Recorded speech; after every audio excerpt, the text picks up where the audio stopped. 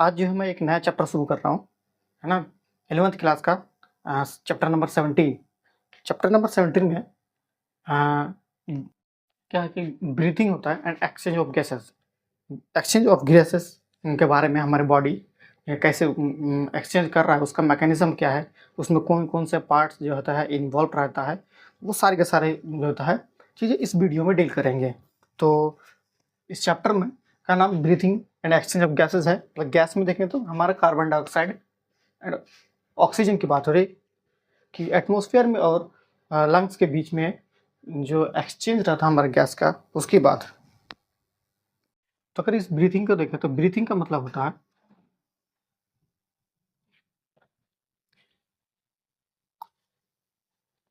Breathing क्या होता है? ब्रीथिंग एक प्रोसेस होता है जिससे कि गैस का एक्सचेंज करता है। Process of exchange of gases. Gases में oxygen and CO2 between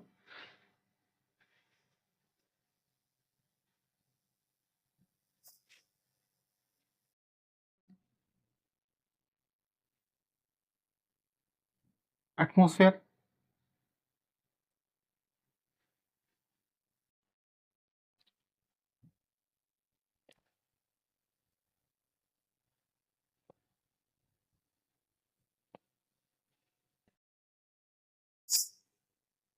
gases oxygen atmospheric oxygen, यानी कि atmospheric oxygen and carbon dioxide CO2 lungs.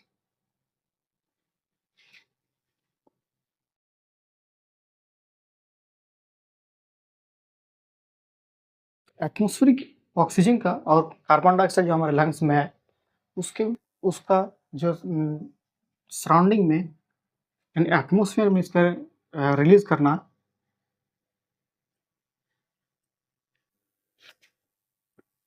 उसको क्या बोलते हैं?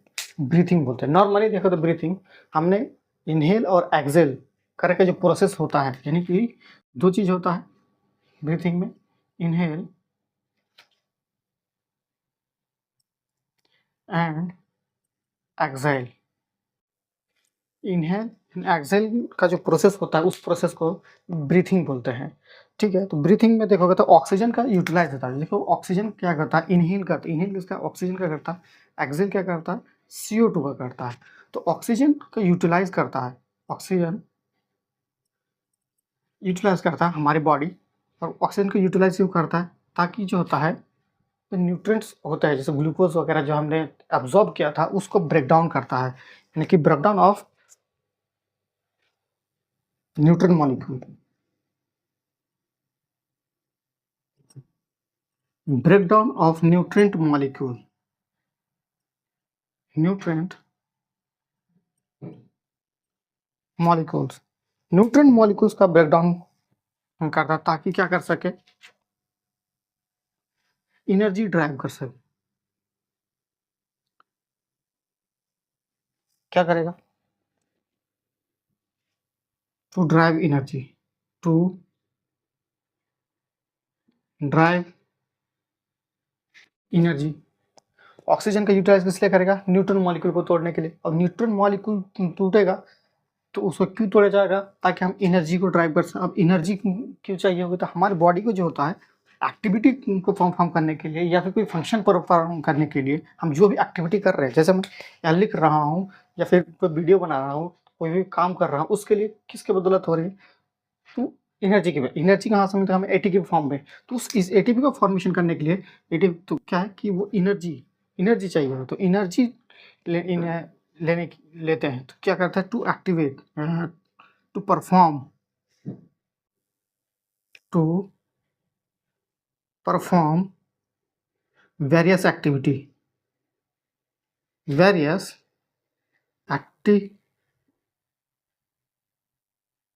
एक्टिविटीज और एक्टिविटीज, वेरियस एक्टिविटीज होना चाहिए या फिर फंक्शन बोल लो, फंक्शंस। फंक्शन करने के लिए हमें ऑक्सीजन, यानी कि अल्टीमेटली बात यह है कि हमें एनर्जी चाहिए होगी। तब एनर्जी हमें कहाँ से मिलता है? न्यूट्रिएंट से मिलता है। इस न्यूट्रिएंट को कंप्लीटली ब्रेक डाउन करना हो तो क्या करना है? ऑक्सीजन को हमें चाहिए होगी, यानी कि जैसे लकड़ी को जलाना हो अच्छे अच्छे से वो जलेगा तो उसके लिए क्या था? एयर का सप्लाई बहुत ज़रूरी होता है, ऑक्सीजन सप्लाई।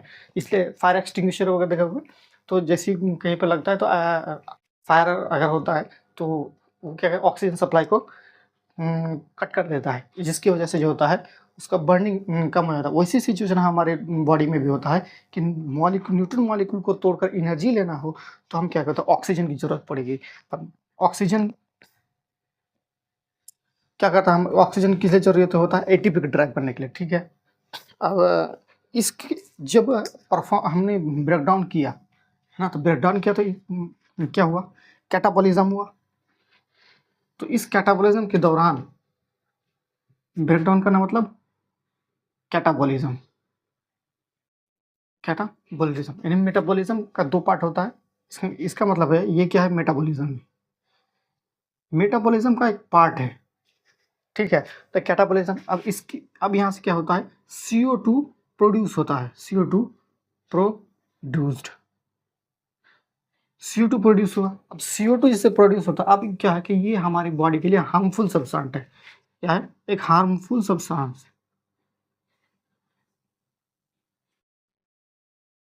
हार्मफुल सब्सटेंस है। अब ये हार्मफुल सब्सटेंस है, इसका मतलब है कि ये टॉक्सिक हो गया, तो हार्मफुल सब्सटेंस को हमारे बॉडी से फिर रिलीज आउट करना पड़ेगा। तो क्या करता है? जैसे हुआ तो ब्लड के थ्रू आता है, टिश्यू से ब्लड के थ्रू, टिश्यू से ब्लड के थ्रू आता है, फिर लंग्स में आ जाता है, लंग्स में आता है, फिल्टर होता है, यानी एक्सचेंज हो जाता है, पल्मोनरी एक्सचेंज होता है ना। तो कि कार्बन डाइऑक्साइड ऑक्सीजन के बीच में पार्शियल प्रेशर के बेसिस पर। तो अब ये जो होता है फिर लंग्स के थ्रू कहाँ चला जाता है? एटमॉस्फेयर में रिलीज आउट कर दिया जाता है। क्या कर दिया जाता है? Release out atmosphere, released out at atmosphere, atmosphere में उसको रिलीज आउट कर दिया जाता है, ठीक। तो ये हमारा कार्बन डाइऑक्साइड जो होता है बाहर हमने निकाल दिया, और ऑक्सीजन क्या हमने लिया? उस ऑक्सीजन को किस लिए लेते हैं? ताकि हमें जो न्यूट्रन मॉलिक्यूल्स होता है, ग्लूकोज हो गया या फिर अदर जो हमने एब्जॉर्ब किया है उसको कंबशन करना है, मतलब उसको ब्रेक डाउन करना है। उसको ब्रेक डाउन कर क्यों कर रहे हैं? ताकि हम एनर्जी तोड़ सके, एनर्जी तोड़ सके तो एनर्जी से हमें क्या मिलेगा? तो वो एनर्जी हम क्या करेंगे? एनर्जी को हमने अपना फंक्शन एक्टिविटी परफॉर्म करने के लिए, डेली लाइफ में जो भी हमें फंक्शन करना होता है उसको परफॉर्म करने के लिए हमने उसका एनर्जी को यूटिलाइज किया। अब जो हमने ब्रेक डाउन करने के लिए ऑक्सीजन का यूटिलाइज किया था, तो ब्रेक डाउन करके कुछ कार्बन डाइऑक्साइड भी निकला, कुछ जो होता है उसका वेस्ट निकला। अब गैसियस वेस्ट है ये। अब वो हार्मफुल हमारे बॉडी के लिए क्या रहेगा? हार्मफुल। और हार्मफुल सब्सटेंस को हमने क्या कहते हैं? फिर बॉडी से रिलीज करते हैं। मतलब नेचर ने हमारे बॉडी के अंदर मैकेनिज्म कितना मजबूत रखा है कि हमने कुछ लिया है तो कंबशन करेगा तो कुछ रिजल्ट आउट होगी, तो उसको फिर हमें बॉडी से बाहर निकालना पड़ेगा। तो ये हमारा क्या है? एक्सचेंज हो गया। मतलब हमने ऑक्सीजन का यहाँ इनटेक किया, यूटिलाइज कर लिया, और यहाँ पर हमने क्या किया? कार्बन डाइऑक्साइड का रिलीज कर दिया। तो ये जो एक्सचेंज हुआ हमारे बॉडी में और एटमॉस्फेयर में लंग्स के थ्रू, तो लंग्स क्या मीडियम प्रोवाइड कर रहा है एक्सचेंज करने के लिए। तो वो एक्सचेंज जो लंग्स के थ्रू जो था ऑक्सीजन का कार्बन डाइऑक्साइड का हुआ, उसी को हम क्या बोलते हैं? ब्रीथिंग बोलते हैं, यानी कि एक्सचेंज ऑफ गैसेस। अगर इसी का देखोगे, इसी का डेफिनेशन है एक्सचेंज ऑफ गैसेस। गैसेस में कार्बन डाइऑक्साइड और oxygen, between carbon dioxide and oxygen के बीच में रहता है, ठीक है। अब ये जो रेस्पिरेशन होता है, यानी कि आप देखो ये ब्रीथिंग जो होता है, इसको आमतौर पर हम क्या बोल देते हैं? कॉमनली रेस्पिरेशन बोल देते हैं, रेस्पिरेशन। इसको हम कॉमनली जनरली रेस्पिरेशन बोल देते हैं, लेकिन एक्चुअल में इसको कहा जाता है ब्रीथिंग बोलते हैं। लेकिन रेस्पिरेशन हम लोग ऐसे बोलते हैं। जो मेटाबॉलिज्म में जो हो रहा है, जो भी एक्टिविटीज़ हो रही है, एक्चुअल में उसको रेस्पिरेशन कहा जाता है, ऑक्सीजन का यूटिलाइज करना, ठीक है। तो जनरली हम कॉमनली इसको क्या बोलते हैं? रेस्पिरेशन बोलते हैं। तो ये जो एक्सचेंज ऑफ गैसेस होता है, हर ऑर्गेनिज्म में सेम नहीं रहता है। ऑर्गेनिज्म टू ऑर्गेनिज्म जो होता है वो वैरी करने लग जाता है उसके डेवलपमेंट के बेसिस पर, उसके एवोल्यूशन के बेसिस कि ऑर्गेनिज्म इवॉल्व किया अपने आप को, कि उसका रेस्पिरेटरी सिस्टम कैसा रहा, है ना। कोई देखोगे तो बॉडी सरफेस से क्या बोलते हैं, रेस्पायर करता है यानी एक्सटेंड करता है, जैसे कि स्पॉन्ज हो गया, सिलेंट्रेटा हो गया, ये सब का लोअर इन्वर्टेब्रेट्स हो गया। कुछ में देखोगे तो क्यूटिकल्स के थ्रू करता है, जैसे आर्थ्रोपोडा हो गया, ये क्या करे, ये सब क्यूटिकल के थ्रू होता है। या फिर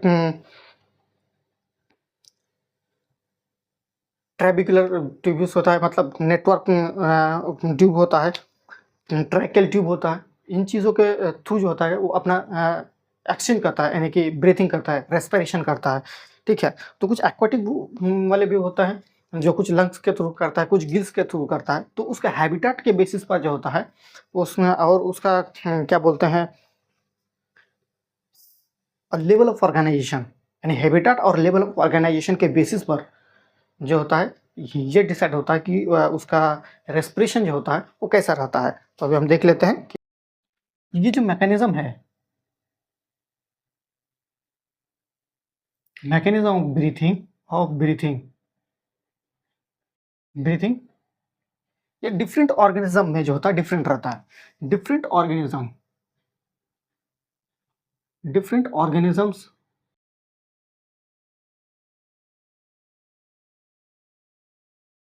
different organisms have evolved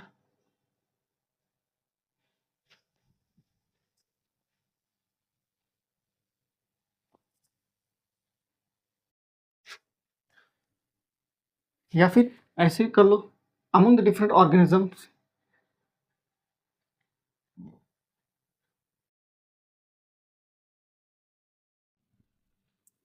ये क्या कहता है, वेरी करता है among different organism,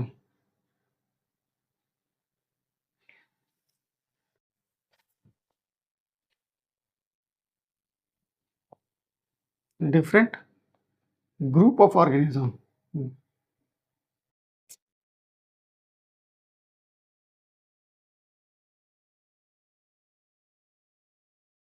अलग अलग ग्रुप के जो ऑर्गेनिजम्स हैं उसके उसमें भी क्या करता है, वो वेरी करता है।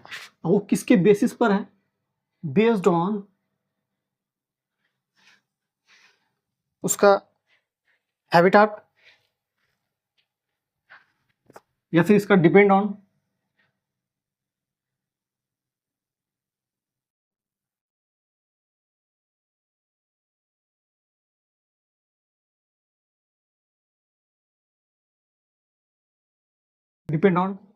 Habitat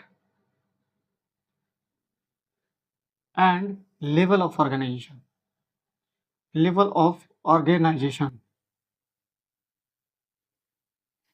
level of organisation level of तो अलग अलग ऑर्गेनाइजेशन, लेवल ऑफ ऑर्गेनाइजेशन होगा, उसके बेसिस पर जो है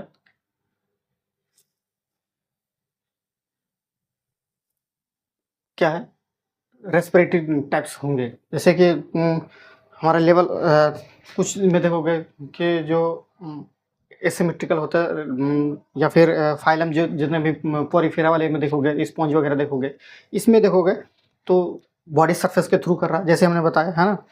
तो लेवल ऑफ ऑर्गेनाइजेशन के बेसिस पर भी डिपेंड करता है।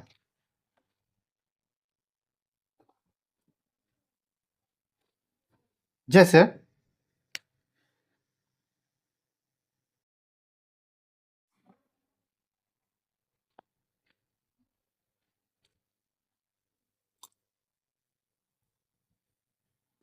लोअर इन्वर्टिब्रेट्स, या फिर ऐसे कर लो,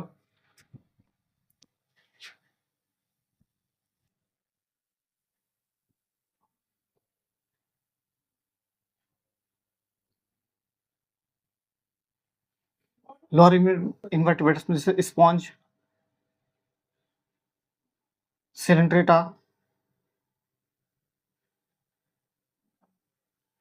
सेंट्रेटा, है ना, ये किसके थ्रू करता है? Body surface through, body surface, body surface के थ्रू जो होता है एक्सचेंज करता है oxygen carbon dioxide through the body surface, oxygen and CO2 exchange करता है।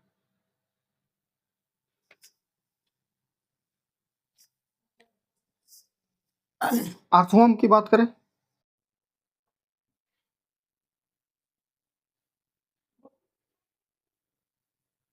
अर्थवर्म, तो अर्थवर्म में जो होता है क्या कि इसके क्यूटिकल्स होते हैं, है ना, तो यूज करता है ये क्या, एक्सचेंज करने के लिए यूज करता है देयर क्यूटिकल्स, क्यूटिकल्स। अर्थवर्म के बाद अगर देखोगे तो कुछ अर्थवर्म में इंसेक्ट्स, इंसेक्ट्स की बात कर लो, तो इंसेक्ट्स में जो होता है नेटवर्क ऑफ ट्यूब होता है, क्या होता है, network of tube, network of tubes, इसको ट्रैबिकुलर,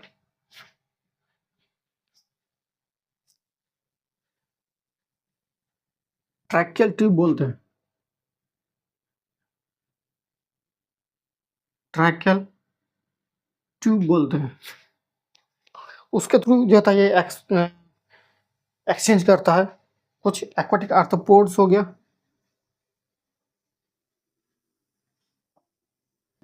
एक्वाटिक आर्थ्रोपोड्स,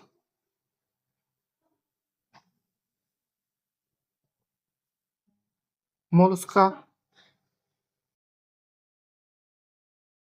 मोलस्क हो गया, ये देखोगे तो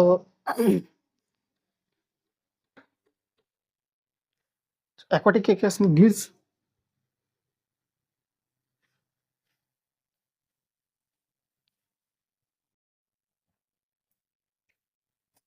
गिल्स का यूज करिए क्या, वैस्कुलराइज्ड स्ट्रक्चर, एक वैस्कुलराइज्ड स्ट्रक्चर है, इसका इस्तेमाल करता।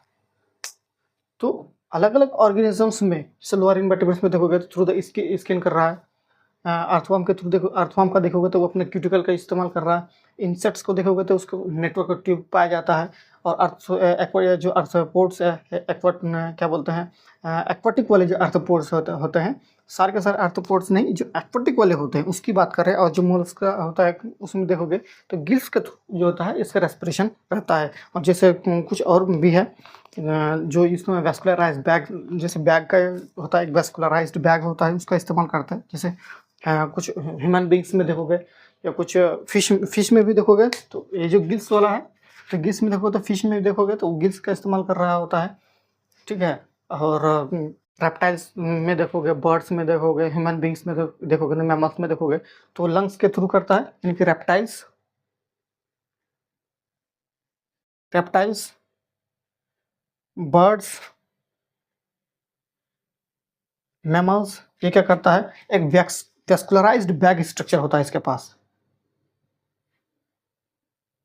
Vascularised bag like structure, bag like structure होता है जिसको क्या बोलते हैं, लंग्स बोलते हैं, ये लंग्स के थ्रू जो रेस्पिरेशन करता है, ठीक है। जो एम्फीबियंस होता है इसमें कुछ देखोगे तो एम्फीबियंस,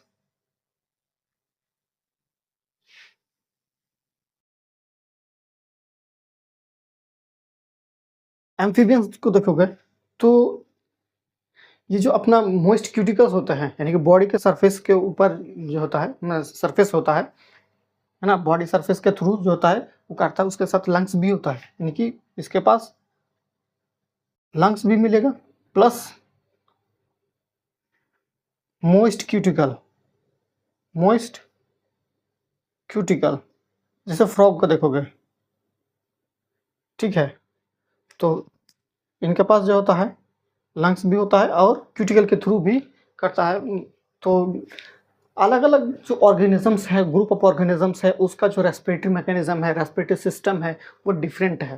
तो यही बात एनसीईआरटी में पूरा का पूरा इंट्रोडक्शन वाले पार्ट में और उसमें बता रखा है कि तो वो सारी चीज़ हमने लाइन टू लाइन एनसीईआरटी का उठा के हमने यहाँ पर कंक्लूजन में दे दी है ना। तो अब देख लेते हैं हम कि ह्यूमन रेस्पिरेटरी, हम ह्यूमन के बारे में बेसिकली बात करेंगे तो ह्यूमन रेस्पिरेटरी सिस्टम में जो होता है कैसे कैसे होता है, उसका मैकेनिज्म कैसे रहता है। तो फिलहाल तो हम स्ट्रक्चर की ही बात करेंगे। स्ट्रक्चर कौन कौन सा होता है ह्यूमन की केस में। ह्यूमन रेस्पिरेटरी सिस्टम में देखोगे तो लंग्स होता है। तो हमारी बॉडी में 2 लंग्स होता है, ठीक है, राइट एंड लेफ्ट। ये थोरेसिक कैविटी में पाया जाता है। तो रेस्पिरेटरी सिस्टम में देखेंगे तो हम हमारे जो नोज होता है, नोज, नेजल चैम्बर, फेरिंग्स है ना, नेजोफेरिंग्स, ट्रैकिया, ये सब का सब इन्वॉल्व रहता है। तो हमें उसके एक सीक्वेंस वाइज हम देख लेते हैं।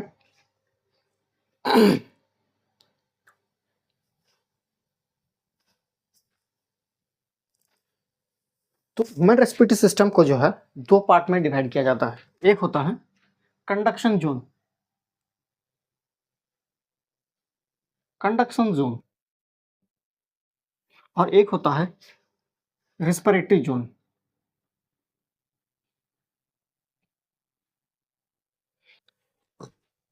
ये जो कंडक्शन में वाला जोन होता है, तो कंडक्शन जोन में क्या होता है, वो एक ट्रैक प्रोवाइड करता है, पैसेज होता है जिसके थ्रू जो होता है हमारा एयर जो होता है, ऑक्सीजन जो होता है, वो एटमॉस्फेयर से लेकर लंग्स तक जाता है, एल्वियोला तक पहुंचता है। तो उसको जो है उसमें जितने भी उसको प्यूरिफिकेशन का काम करना है, उसको फिल्टर करने का काम करता है। तो जैसे कि मान लो कि उसमें डस्ट है, तो डस्ट में तो हमारे नोज में देखोगे तो म्यूकस का सिक्रेशन रहता है, तो उसमें चिपचिपापन रहता है, तो उसको जो होता है उसमें अटैच हो जाता है, तो उसको वहाँ से अलग कर दिया जाता है। तो ऑक्सीजन को जो होता है जो हमारा एयर बॉडी के अंदर गया, जो भी गैस बॉडी के अंदर जा रहा है, उसको फिल्टर आउट करने का काम कर रहा है, ताकि उसका कोई डस्ट पार्टिकल हुआ या फिर माइक्रो ऑर्गेनिज्म वगैरह होता है, वो सारे के सारे जो होता है लंग्स तक ना जाए। और ऑक्सीजन का जो एटमॉस्फेरिक जो एयर है, उसका जो क्या बोलते हैं टेम्परेचर है, वो भी डिफरेंट होता है हमारे बॉडी और क्या बॉडी से लेकर वेरी करता है। तो क्या कहते हैं उसको बॉडी टेम्परेचर में लाने के लिए वो कौन रिस्पॉन्सिबल होता है, हमारा कंडक्शन जोन है। रेस्पिरेटरी जोन में इतना फंक्शन रहता है कि इसको एक्सचेंज करने का काम होता है। इसका मेनली जो ब्रीथिंग वाला एक्सचेंज वाला काम होता है, वो इस वाले जोन में रहता है, कार्बन डाइऑक्साइड के बीच में और ऑक्सीजन के बीच में। तो ये एल्वियोलर रीजन में होता है। तो हम पूरा का पूरा स्ट्रक्चर देख लेते हैं धीरे धीरे। तो हमारा जो शुरू होता है, पहले कंडक्शन जोन होता है और फिर दूसरा आता है रेस्पिरेटरी जोन। तो हम पहले कंडक्शन जोन को देखते हैं। तो हमारे जो होता है नोज होता है, नोज ओपनिंग होता है, तो एक्सटर्नल नॉस्ट्रिल बोलते हैं हमारा एक्सटर्नल नॉस्ट्रिल। एक्सटर्नल नॉस्ट्रिल में पूरा वाला पार्ट आता है एक्सटर्नल नॉस्ट्रिल। उसके बाद आता है हमारा नॉस्ट्रिल के बाद नेजल चैम्बर आता है, नेजल चैम्बर। अब नेजल चैम्बर से फिर जाता है नेजोफेरिंग्स,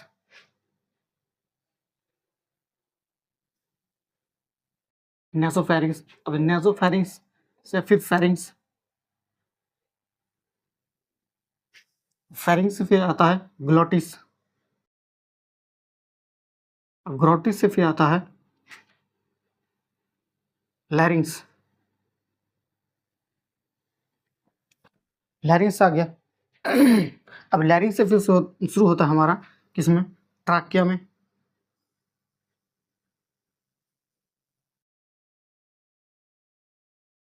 ट्राकिया, ये जो ट्राकिया आया, तो इस ट्राकिया से जो फिफ्थ थोरैसिक वर्टेब्री होता है, इसमें फिफ्थ थोरैसिक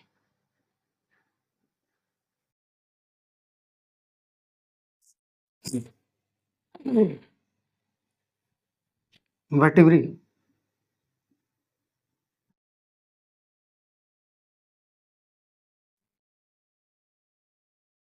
वर्टी जो फिफ्थ थोरैसिक वर्टेब्री होता है ना। जो वर्टिब्रे का जो थोरैसिक वाला होता है, उसको जो फिफ्थ वाले पोजीशन में होता है, तो फिफ्थ थोरैसिक वर्टेब्रा के बीच में ये बाइफर्केट हो जाता है। बाइफर्केट में एक होता है लेफ्ट में और एक राइट में जाता है। राइट प्राइमरी ब्रोंकाई बनता है। तो हम एक ही को लेकर चलते हैं। तो राइट प्राइमरी ब्रोंकाई, प्राइमरी,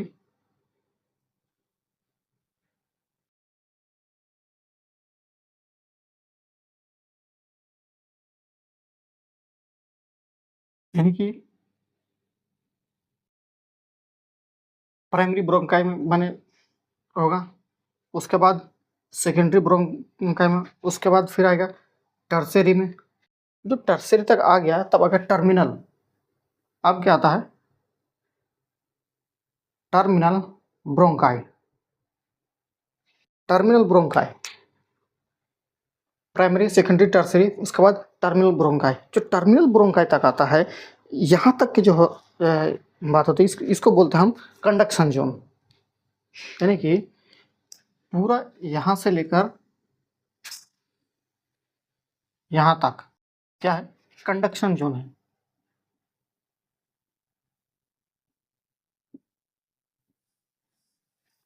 ये क्या है, हमारा कनेक्ट, यानी कि जो हमारा नॉस्ट्रिल है, एक्सटर्नल नॉस्ट्रिल है, यहाँ से लेकर जो हमारा टर्मिनल ब्रोंकाई तक है, वो कंडक्शन जोन है।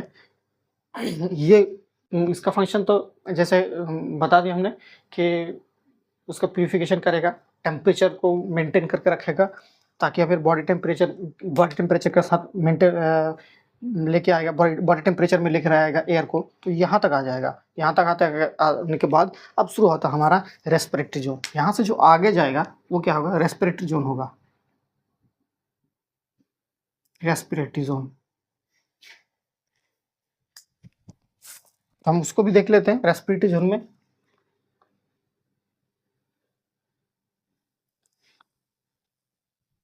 तो जो हमारा टर्मिनल ब्रोंकाई था, टर्मिनल ब्रोंकाई, टर्मिनल ब्रोंकाई था, ये कौन सा था, कंडक्शन जोन, कंडक्शन जोन का था। ठीक, अब यहाँ से शुरू होता है हमारा रेस्पिरेटरी जोन। तो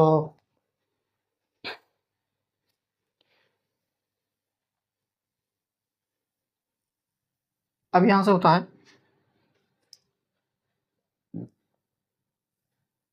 रेस्पिरेटरी ब्रोंकाई, रेस्पिरेटरी ब्रोंकाई। अब रेस्पिरेटरी ब्रोंकाई के बाद अल्वियोलर डक्ट बनेगा, alveolar duct, alveolar duct, alveolar duct के बाद एट्रिया, फिर क्या होता है, अल्वियोलर सैक,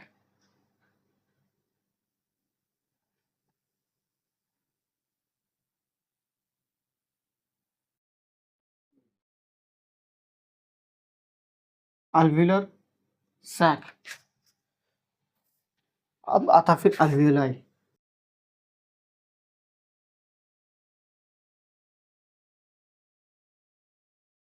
अब यहाँ से जो होता है एक्सचेंज होता है। तो ये वाला जो रीजन है हमारा, ये है रेस्पिरेटरी जोन, रेस्पिरेट जोन। यानी कि क्या क्या करता है, exchange of oxygen and CO2 with blood stream, blood with blood के साथ। ये रेस्पिरेटरी जोन है, यहाँ पर रेस्पिरेशन हो रहा है, एक्सचेंज होगा। तो ये हमारा पूरा का पूरा कंडक्शन था। अब देखोगे तो हमारे जो, जैसे पहले बताया था मैंने, जो हमारा लैरिंग्स था,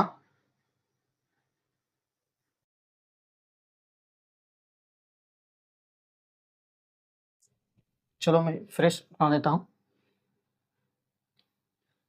उसमें कन्फ्यूजन लोगों को रहता है कि ग्लोटिस एपिग्लोटिस वगैरह में जाता है। तो हमारा लंग्स जो है, वन पेयर ऑफ लंग्स रहता है। तो लंग्स में देखोगे तो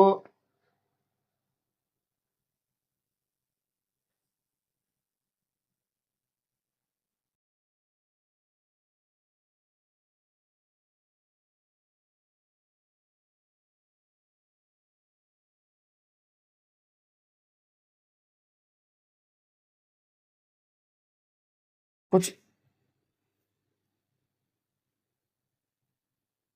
इसी टाइप का मिलेगा।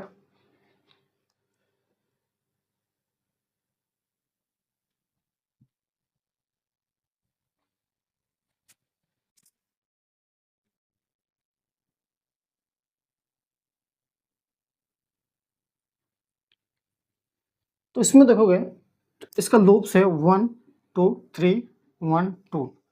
तो राइट में देखोगे तो 3 लूप्स है। राइट में क्या है? 3 लूप्स। और लेफ्ट में क्या है? 2 लूप्स है। अच्छा, ये लंग्स की बात कर रहे हैं तो लंग्स में देखोगे ना तो लंग्स क्या है, एक कवर क्या रहता है। तो जो लंग्स क्या रहता है, कवर्ड रहता है। लंग्स कवर्ड रहता है बाय डबल मेम्ब्रेन से। डबल मेम्ब्रेन, डबल मेम्ब्रेन से ये कवर्ड रहता है, जिसको हम प्लूरल मेम्ब्रेन बोलते हैं। क्या बोलते हैं? Pleural membrane. Pleural membrane, pleural membrane एक इनर एक आउटर होता है, क्योंकि डबल है तो आउटर वाले जो होता है तो आउटर मेम्ब्रेन और इनर मेम्ब्रेन। इनर मेम्ब्रेन तो आउटर मेम्ब्रेन क्या है? Parietal pleura, pleura. और inner membrane visceral pleura.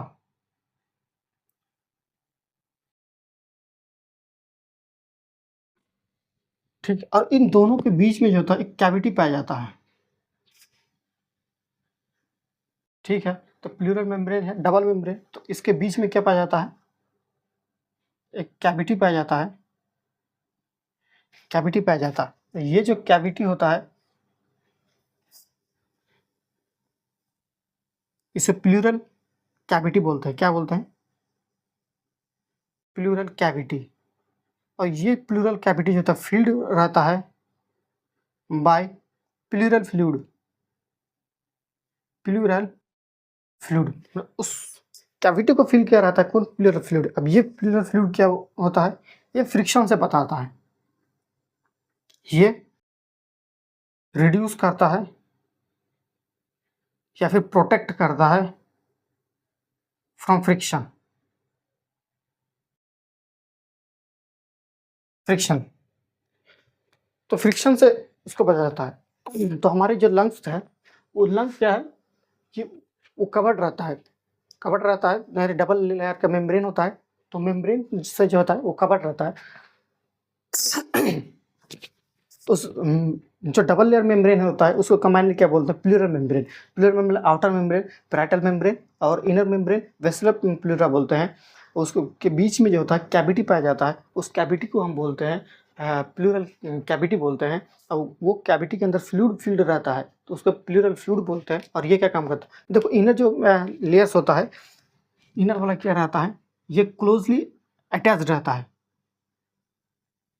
Closely associated रहता है, यानी कि क्लोजली अटैच्ड रहता है with lung surface. Lung surface का साथ जो होता है ये क्लोजली अटैच रहता है, लेकिन ये नहीं रहता है। तो हमारे जो देखोगे जब भी इनहेलेशन एक्सहेलेशन करेंगे तो जो हमारा थोरेसिक केज है उसमें देखोगे तो स्पेस का नहीं चेम्बर जो है वो कम और फिर जो होता है उसमें मैक्सिमम होता है। तो उसकी वजह से जो होता है लंग्स में देखोगे तो लंग कॉन्ट्रैक्शन रिलैक्सेशन होता है, तो उसकी वजह से जो है आ,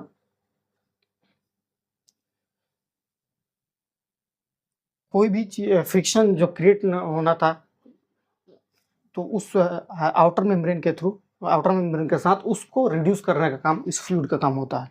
ठीक है, कुछ इन्फेक्शन प्रोटेक्टिव भी एलिमेंट्स पाए जाते हैं जो कि इन्फेक्शन वगैरह से भी प्रोटेक्ट करता होगा।